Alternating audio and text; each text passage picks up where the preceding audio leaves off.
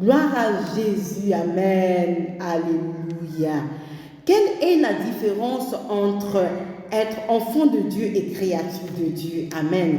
Moi, je dis qu'il y a une différence parce qu'à la base, nous sommes des créatures de Dieu.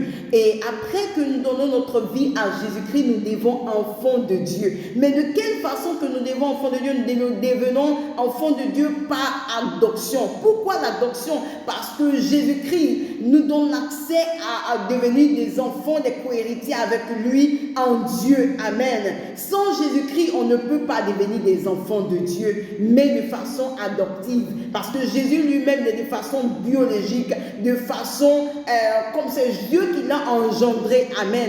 Donc, bien aimé, j'aimerais juste te faire comprendre que si nous sommes enfants de Dieu, nous avons reçu la nature de Dieu, nous avons l'ADN de Dieu, nous avons la capacité de Dieu, nous avons la souveraineté, la puissance de Dieu. La Bible dit dans le livre de Luc chapitre 10, le verset 19, la Bible dit que il nous a donné l'autorité et le pouvoir de marcher sur les serpents et les scorpions, et si toute la puissance de rien ne pourra nous nuire. Cette autorité n'a pas été donnée à des créatures de Dieu, mais cela a été donné à des enfants de Dieu. Amen. Donc tous ceux qui ont reçu le pouvoir de Dieu en son nom, qui croient en son nom, ce n'est ni par la chair ni par le sang, mais tu deviens enfant de Dieu par la volonté de Dieu, bien-aimé. Ce soir, je voudrais lancer un appel à quelqu'un.